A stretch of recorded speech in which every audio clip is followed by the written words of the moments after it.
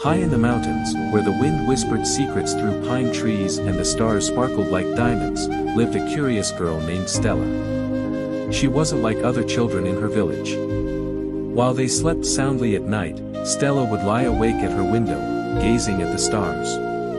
"I wish I could touch one," she whispered one evening. "Just one tiny star." That very night, as the moon rose full and round, a flicker of blue light floated down from the sky. It twirled and spun, gently landing in her windowsill. It wasn't a star, but it was something even more magical. A gnome, no taller than a kitten, stood there in glowing blue robes, his beard sparkling like stardust. His hat shimmered like the night sky, and his eyes twinkled like twin moons. Are you real?" Stella whispered. "I'm the star gnome," he said with a bow. "Guardian of fallen stars and watcher of wishes. And yours was the brightest wish I've heard in 100 years." Stella's eyes widened. "Can you take me to the stars?" The gnome chuckled softly. "Not quite. But I can show you how to catch one."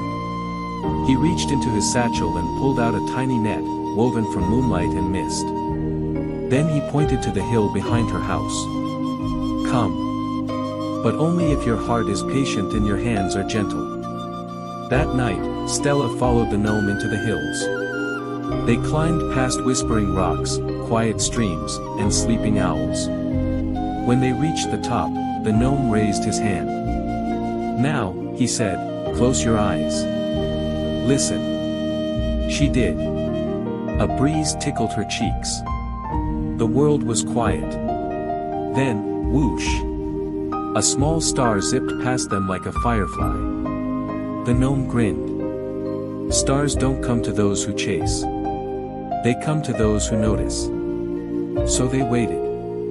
And waited. At last, a soft blue star floated down like a feather.